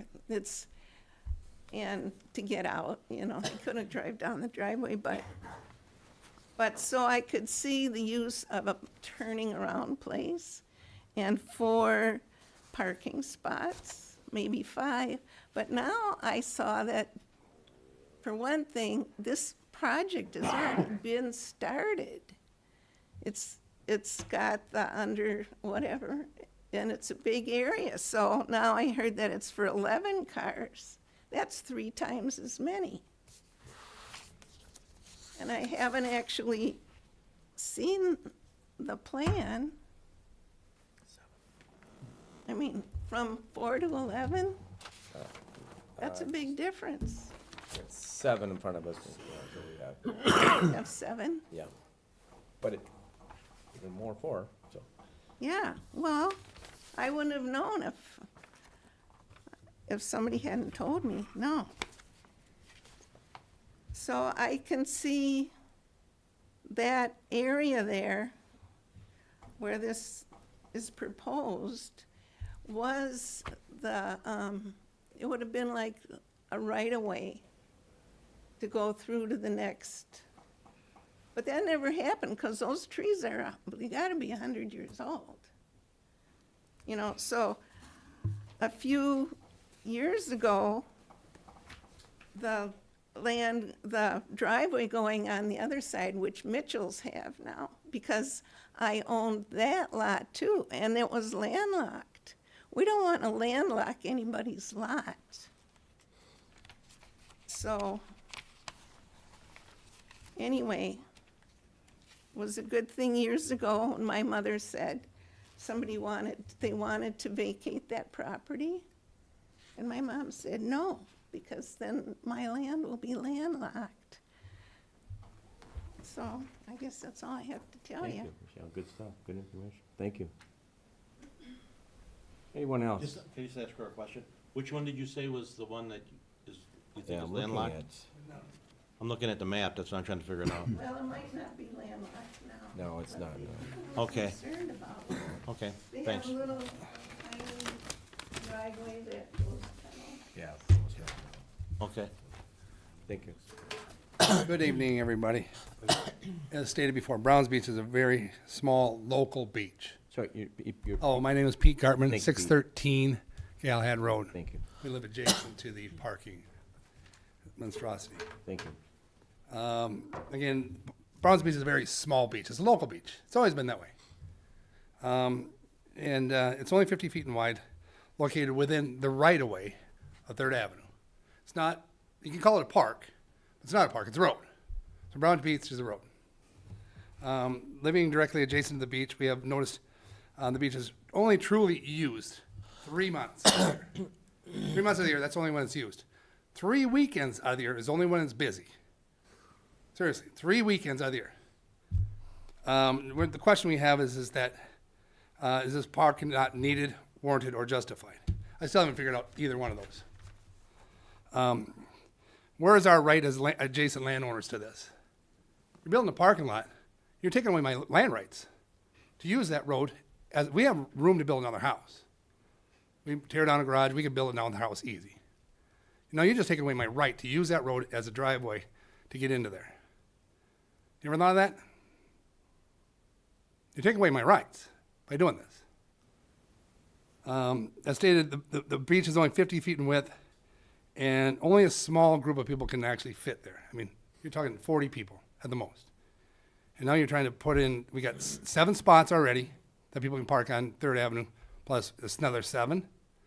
It's not 7, it's 11. We were told by the people that were building the parking lot, there was 11 spots to be painted on there. So I don't know where you got your information, but we got it right for the person who's going to be painting it. The parking area has sufficed for over 60 years, especially since the village has had the ferry landing beach right now. When it gets busy at Browns Beach, people get up and go down the ferry landing. I've watched people, when there's plenty of parking, go down the beach, turn around and come back because there's no place on the beach to sit, or it's too crowded. So the beach is tiny. And during the busiest times of the year is when the high water is always there. So it makes the beach even smaller. Please note, when the parking lots are full in Browns Beach, cars, again, they go to the Fair Landing Park. The motion to approve the parking lot was based on a motion that was numerous police calls and records complaints and overwhelming issues. And that was exaggerated. We've had one complaint in the information that was sent to us that was in writing. We've asked for other information, we got nothing from the village. So that's another mistaken thing. There's plenty of parking. It works, it's been working for 60 years. The question I have is let's see. So the premise of the parking lot is needed because of complaints is not warranted, and proof of complaints as requested has been denied by the village administrator. Why is the village spending taxpayers' monies on a parking lot that's not warranted? The cost will never end. You can never think of that, because there's going to be constant maintenance. You're going to have to clean it, park it, plow it, seal coat it, restripe it. It's never ending. It appears that the village is not taking into account the stormwater runoff. I've heard that we're going to use it for snow hauling and putting snow in front of my house. Big piles of casted snow. Where's that water going to go? Where's the garbage going to go? Because when it melts, it goes somewhere. Anybody thought about that? Horrible idea. You had a perfect spot. It was a stormwater pond. You built a pickleball court in it, and now you won't want to put you don't want to put the snow where the pickleball court is anymore because you're going to kill the grass. That's where the old snow went. They don't want to put it there. They want to put it in my front yard. Not a good idea. The question about ownership, and that's another thing. I believe, I'm a land surveyor, I know a lot about laws and land. I truly believe that this is not owned by the village. We've asked them for ownership, we got nothing. I don't believe it's owned by the village. I don't believe the village actually has any rights to this land. And yet that has to be determined before I start building parking lots. We asked the removal of the gravel be restored back to grass and vegetation and control the water runoff. Again, we might be open to having 20 feet of gravel there to allow for 4 to 5 parking spots. But the 90 foot of that's just ridiculous. 90 feet by 50 feet. We can only wonder why there's no public input on this. Why this was done in the cloak of the darkness. When we asked for questions, we got none from the village. Why probably the parking lot was being built as we're trying to tell them, what are you doing? We'd heard nothing about this. I mean, nothing. There was nothing. And they hid it all. Was it out put to public bids? Did this job get bid by the public? out to the public. It's a $50,000 or $46,000 estimate. It should have been out to public, right? Anybody know that answer? I don't believe so, because I asked that answer and I got none. So apparently this was built under the cloak, again, under darkness. One thing I can say is this: you all gone fishing, had a favorite fishing spot. Tell a few buddies, yeah, that's okay. Next thing you know, they tell a few buddies. Next thing you know, the fishing spot's junk. There's garbage on the shoreline, no fish left. That's what you're gonna do here with this beach. You're gonna take a beautiful local beach, put all these cars and all these people in it, and turn a nice, quiet beach into this fiasco with nothing but fights, garbage, and mess. All I ask you to do is reconsider this whole thing, because this is bad news. Thank you. Thank you, Pete. Anyone else? Hi there, Wendy Fritz. I live at 613 Galahad Road, and I wanted to address, I'm not going to repeat what Nolan or Pete said, but wanted to address two specific issues a little bit deeper, because there are really concerns that we have in terms of the proposed parking lot, in terms of is it warranted, and also the transparency and communication that's been demonstrated by the village board up until this point. So the need for parking is in question, right? It's $43,000 in taxpayer funding that would be going towards this parking lot that no one has requested. We did, since we heard about this on August 5th, have been asking for where are the requests. We got a list of them from Gina, who's the clerk and administrator here, yesterday. And essentially, there were 16 issues raised in regards to Browns Beach. One of them was in regards to parking issues and concerns. One. The rest were really centered around signage and rules of the beach, monitoring the beach by Public Works, keeping it clean, keeping the erosion where it needs to be so people that do go there can enjoy it. The police monitoring it so that we make sure that everyone is safe. Garbage. 60% of the traffic, this was one of the concerns, 60% of the traffic is cited as people from Minnesota. So we're gonna expand a parking lot to welcome in people from Minnesota that then our police and Public Works resources have to take care of. And then the biggest question that came up a number of times was why wouldn't funds be used to improve Ferry Landing, which is right down the road, that has much bigger access, a boat launch, direct drive-up beach access. So that brings into question, again, if taxpayer money is being used for this, why is it being used to address one complaint? Why isn't the taxpayer money used to address a lot of the other constituents of this community? So second issue, which I think is even more concerning as a tax-paying member of the Village of North Hudson, is the lack of transparency demonstrated from the village and the concerns of trust that brings up. So we heard about the parking lot from the board meeting notes on August 5th. We were not notified as being residents within 100 feet of the property that this was even happening. We did get the notice about 2 weeks ago. Question one, right? We've proceeded to ask questions consistently, saying, where is the plan? What is this going to look like? When is it going to happen? Nothing has been provided. We, a number of us, attended the park board meeting on 8/19, and were told we could only raise questions and concerns, but that our questions would not be answered. Billy Joe specifically asked a number of questions. To date, I don't think her or I have ever received any responses to our questions. So again, is the board responding? Are they listening to us and they're responding? It doesn't mean we're always right, but there needs to be a dialogue and there needs to be a response.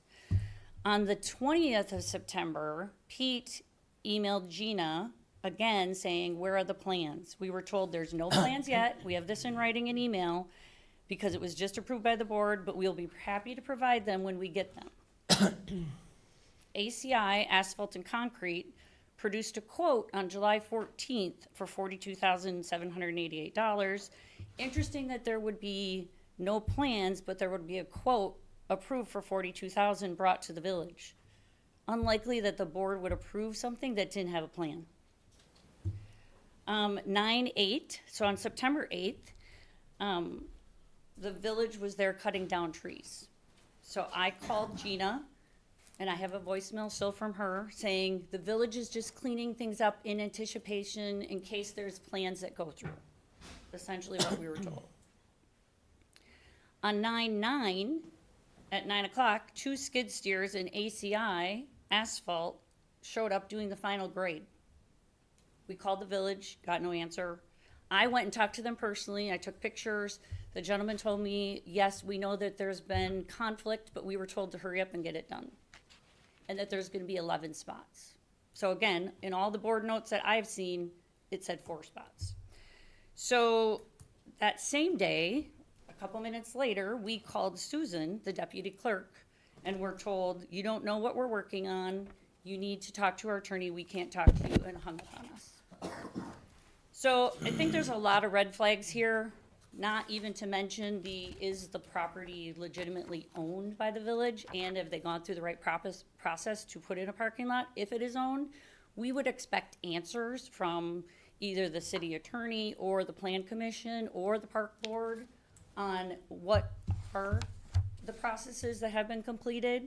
A lot of red flags in terms of going forward and doing these things without the full transparency to us and the rest of the public. So it brings into question the real intent of the board. Thank you. Thank you, Wendy. Thank you. Anyone else? Thank you.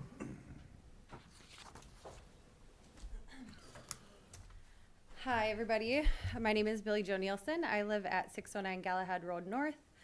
I'm here again to express my concerns about the Browns Beach parking lot. Since last time I was at a park board meeting in August, I've emailed Gina, like the people before me have said, about my concerns, and there's been no communication besides this letter that showed up in my mailbox 2 weeks ago that just told me to come to this meeting and talk more about my concerns.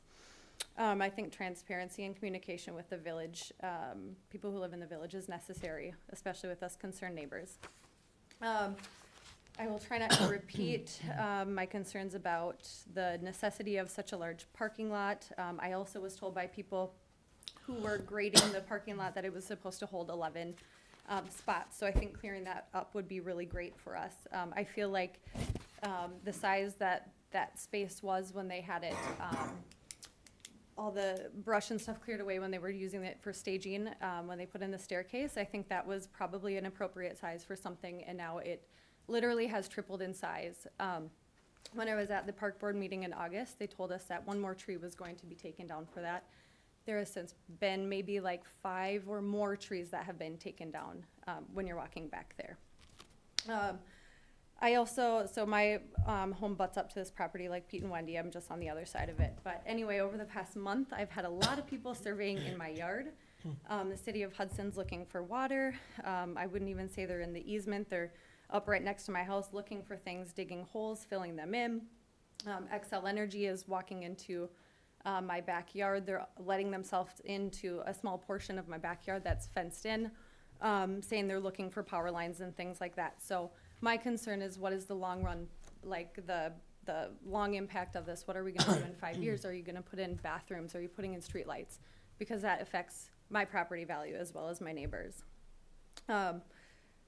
Also, my concern is with the amount of garbage and things that I find down at the beach. I frequent the beach all the time. It's been washed out most of this summer due to all the runoff, and I think plowing snow on that would just even further worsen the problem there. I mean, there's like foot-deep paths that are down there. The beach is pretty unusable if you want to sit down and have a good time. I think the funds for this parking lot could be used a little differently. For example, when I was at the park board meeting, they had mentioned things like installing benches at a bunch of the other parks, fixing swings. I know at Ferry's Landing, the bathrooms need to be fixed, especially in the women's bathroom. There's one stall that's completely blocked off. The other stall doesn't even lock or shut. My kids hate going in that bathroom because it's really creepy and icky. I don't know if any of you have been in there. It's very outdated and really gross. But anyway, I think some of those other things could have been fixed with these funds instead.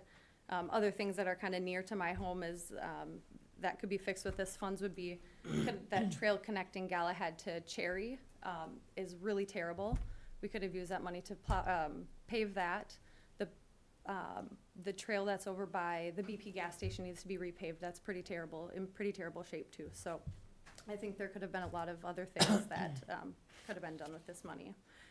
Another thing that I was thinking about is that there is no public bathrooms there. It's kind of a densely wooded lot.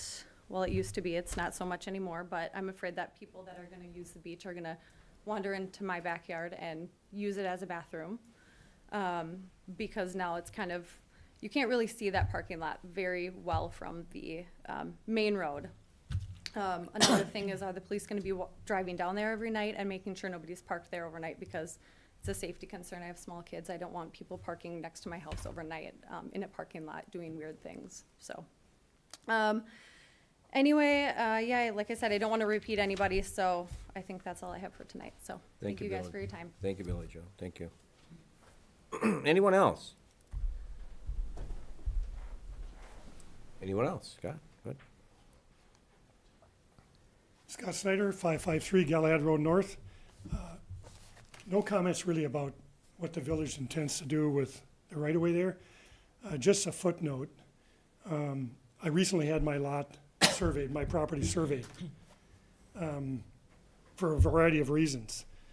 The surveyor started at a section marker down by East Bank and also one down by the TBS, the gas station on Galahad and Summer. Worked his way from the north and the south. So I think it's incumbent upon the village engineer, and maybe you can get this feedback to him, to really determine if 3rd Street is a right-of-way, whether it's improved or not and grown over for all these years, and including 2nd Avenue. Park runs between 3rd and 2nd. 2nd Avenue comes along the north side of my property. It's a winding little, looks like somebody's private driveway. It's a road right-of-way. My surveyor, everything he looked at, 2nd Avenue is a dedicated right-of-way to where the southwest corner of 2nd meets Park. And then it was vacated when the Furlongs had both properties and built the home that I'm in 2000. It was vacated from there to the beach, whereas 3rd Avenue was never vacated, and that's why it's the 50-foot right-of-way. It goes to the beach. 2nd Avenue was vacated, and the maps show that. My surveyor confirmed all that, confirmed that 2nd Avenue is a dedicated road right-of-way, grown up with trees and buckthorn, and Park Avenue is a dedicated road right-of-way. A portion of it has got a windy little driveway on it that goes into 2 properties to the Furlongs and 2 more properties to the north of that. So I think this is a golden opportunity, irregardless of what you do with how you use that right-of-way. I think you need to determine once and for all, is 3rd Avenue, or excuse me, Park Avenue a dedicated village road right-of-way? Yes or no? My surveyor confirmed that it is.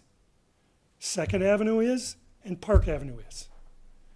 For trucks to get in there, or fire trucks to get into the Furlong property and to Franny's property to the north of that, butts up against Pete and Wendy's, impossible. So use this opportunity, irregardless of what you do with a parking area, or make Park Avenue go through someday to serve those other 2 properties. You need to determine that for everybody involved, all the property owners involved. My surveyor says yes. 2nd Avenue still exists, west to Park Avenue, period. And Park Avenue still exists. You need to figure that out. And then you can have this discussion about how the village wants to improve that right-of-way. Thank you. Thank you, Scott. Anyone else? Anyone else? One more time, anyone else? Okay, I'll take a motion. Gentlemen, I'll take a motion to close the public hearing. Motion to close public hearing on parking lot, Browns Beach. Second? Okay, all in favor, say aye. Aye. Against? Okay. All right, discussions and possible recommendations. Who wants to start? I'll start. Yep. There's a lot of confusion here as to Yeah. what's going on. I mean, they've already started building it. Yeah, and, I think, in front of us, we have 7. yeah, we got And they're 7. saying There's 11. 11. Yeah. Somebody else says 4. I think we need to give it to park people and understand exactly what's going on. Agree. Now, I know this was made public, because it is televised, but in the July 15th Park Board meeting, it was initially discussed. So, was public notice back then, and I do remember watching that, them talking about it. So, it has been out there since July, this information, so. I agree with you.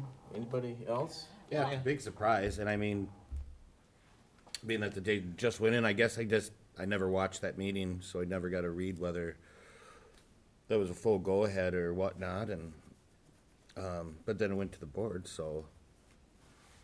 Well, we had a discussion about park before, like a year ago. Right, Remember and a that? year ago, it came up, we talked about this Yeah, road. and you voiced concerns about fire trucks. Right. And things of that nature, not being able to get through there, and that potentially, that road could become a road. Right. Because of safety. Because of all the dirt roads and dirt driveways back there, and that's the only time we've ever actually talked about this ourselves. So that road is a dirt road from Galahad at Second, right? Am I getting my streets mixed up? They're all. Well, Second Avenue comes off Galahad at the north end of the shop. And then it, Second Avenue comes off Galahad at the Yeah. north end of the shop yards and runs a couple hundred feet west. And it Yeah. runs into Park Avenue, which comes from the north from Third Avenue. They come to an intersection there at the southwest corner, Park meets Second Avenue. yeah. And it's just a gravel winding driveway now on Village Road right away. The rest is buckthorn and some dead trees and trees that have grown up in a 50-foot right of way. So it's two road right of ways. Park and Second and Third. Third's established, Second and Park are not. Okay, thank you. They're not improved, I shouldn't say. Yeah. They're So, not established. just in regards to the, I mean, obviously the road clearly is an issue. Nobody seems to know. Well, no, Or- it's a platted right of way. Okay, It's owned by the village. it is. Okay, well, Yeah, I am. there seems to be Yeah. someone who thinks Well, he can build on it. You wanted to so- vacate it last year. No, we're not. You can't. No, we're not having a discussion, but, you know, you came in and petitioned to vacate the That was right of before I way, did and my now you're research, saying Paul. it doesn't exist. I So- did my research, It and I looked at exists. it, and It's I a did platted enough lot. research to understand By that I do not statute, believe it's that platted, you own the it. Village owns it. Well, That's your opinion, but if That's you've your done our research and did as much as research as we did, and answered our questions our attorney sent you, maybe you'd think another different way. well, I looked at it. It's a platted road. Who's it platted to? Was it dedicated? Was there dedication on the plat? It's accepted by the village. The village owns No, it. the village wasn't incorporated at the time. Well, I'm not gonna have this Again, argument with you there's the tonight. legalities of it all. And if it's And after not- 4 years of a town road not being used, is laid out but not being used by state statutes, Okay, it's so- terminated. So, Those are a lot of things that you say is right. We're not arguing that tonight. You shouldn't make decisions until you know the facts. can I make my point? Regardless, ladies, thank you. I appreciate what you had to say. Loved your information. It was wonderful. I think there's enough concern about the parking lot itself, regardless of the road, that it is not going to be a welcome addition to the Browns Beach neighborhood there.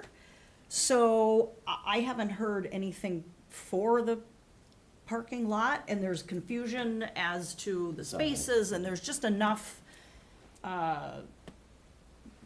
variables surrounding it that I would make a motion not to recommend for the parking lot to be approved by the board.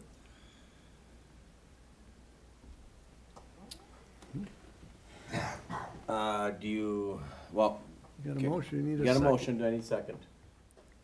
I'll second. Okay, more discussions. Well, I don't agree with that. Okay. What I don't agree with is that I don't think we have enough information. Right. We've got too much conflicting information. Well, that's what I'm to saying, say there's it's too the many right thing or the variables wrong thing. surrounding. You know, I agree with your concerns, but not the motions in so many sense. exactly. I agree with your Right. concern. Right. I just don't agree with making a motion Okay.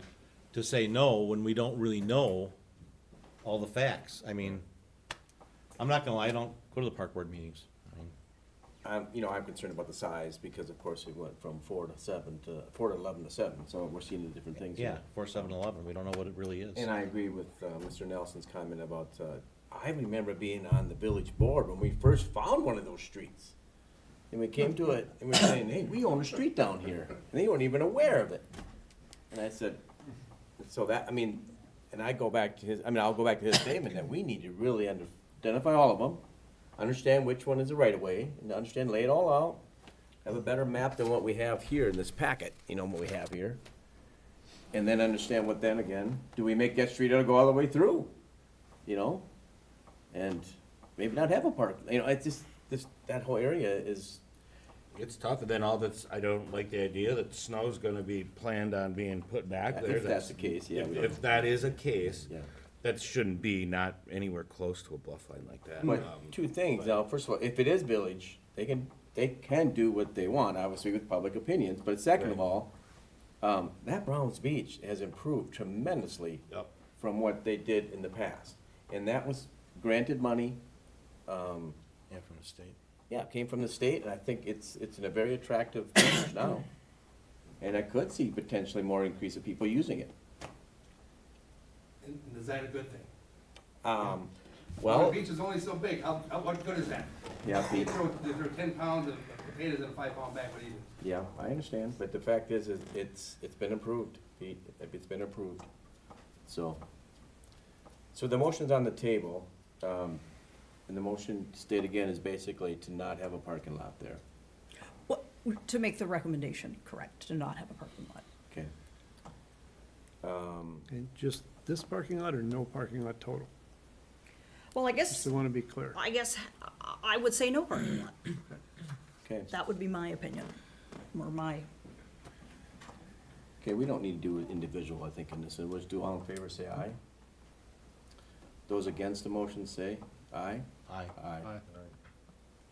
Okay, now I'll grant another motion, if anyone wants to get another Can motion. I make a motion that we get more information from the park board to understand what the real story is? 4, 7, or 11.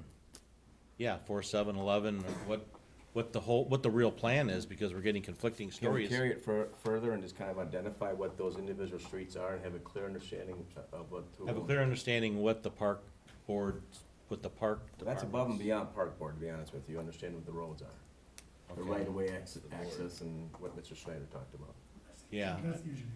That's less confusion. Parks and engineer, Yeah. and legal. okay, so how do I word this? I recommend that we move it, we shelve the idea until we have a better understanding of the complexity and of the situation. Of those three areas. Yeah, those 3 areas, Those because, 3 roads. yeah, You call them roads. yeah. You understand that motion, just to understand? No, I don't understand it at so all. is the, I are we absolutely talking about don't. a parking lot or roads or both? Just clarify. I'm just trying to understand what it is. Are they taking a road and making it a parking lot? Is that, or are they taking a road and extending it into a parking lot? I guess we don't really understand what the whole plan is. At least I don't. I mean, maybe somebody else does. Are you suggesting this go back to the park board? Is that the premise here? I'm just trying to set out a procedure. That's what I think is, I think we need to understand from the park board and from the village But what keep- the streets are. My only comment there, Tim, is that the park board understands the parking lot. What I'm looking for is the actual layout of this entire road, these 3 roads. These 3 right-of-ways, understand what they are.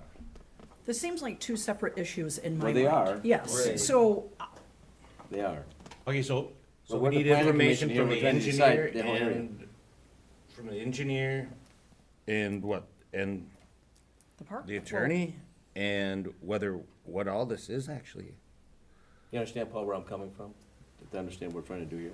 Yeah, I mean, But I agree with you, Candace, this is 2 issues here. yeah. because because I ride my bike down there. I ride down Galahad almost every day on my That are bike. landlocked. And That's when not you look down that road, there is like a dirt road that's squiggly that goes back to some houses. Is that a street? I don't know. That's Second Avenue. That's Second Avenue. Second Avenue. But it's just a dirt road that goes to some It's a houses. gravel Yeah. road. Those are driveways to those Does the city houses. maintain it? No. I don't know. At this I've time, asked them to come and cut down dead trees in the right of way. Did they come down? I took one down at $2,000 and I found out later after my survey it was the village's tree. Shame on me.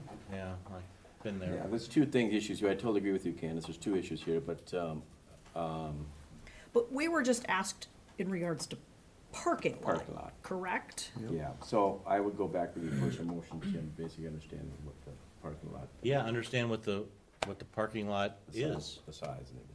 Yeah. And will this connect to the, so if you look at this map that we have in here, it shows it connecting to a road on the other side. And it's not open right now to do that, right? I don't know how much, I don't know where that other road ends. I mean, you know what I'm saying? Yeah. I don't, my bike is dirty right now. there's a wooded chunk Yeah, between that's- where the parking lot ends and that Second Avenue, so there is not. Continuity. So let's stay with the subject of the parking lot. So the motion And then then- should be to table the parking lot scenario until we get more information from the park board. Correct, I'll agree Yeah. with you, yep. Yep. That was my motion. Agenda from their meeting, We have the whole minutes in front of us right here, so. August 19th. Yeah, and we also have the July 15th that initially proposed. We have in front of us, so yeah. But there's too much conflict. Yep. It says 4 parking spots. That's what we're saying. Yep. There's too much conflict. We just got a map that shows 7. You guys have been told 11. The document says 4. Who's on first, right? So so our motion and approval denial, is that gonna stop more trees from being cut down? Yeah, nothing's gonna happen No. out there. No, it's done now, no. I mean, until we come back more. Until this gets approved, they're not gonna do anything else out there. Okay, so we need somebody to second my So, motion. well, yeah, say the motion again, please. Motion is to shelve the parking lot at Browns Beach until clarification can be made as to size and impact on the roads. Okay. I wonder how much they already spent on it. Okay, is there a second? Where's that Second. money coming from? There's a second. Any more discussion on that? All in favor, say aye. Aye. Aye. Point of order. Okay. The intent of the motion is to send it back. That wasn't in your motion, I don't think. Yeah. I believe he said go back to the park board to Yeah. understand the size, yeah. To understand. We did. Okay. Can we have a second? All in favor, say aye. Aye. Against?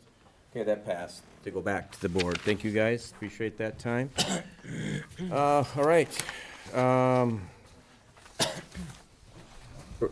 Item number 13 is routine business, and any other routine business we have, people, on our agenda? Item number 14 is adjourned. Thank you all for attending. Appreciate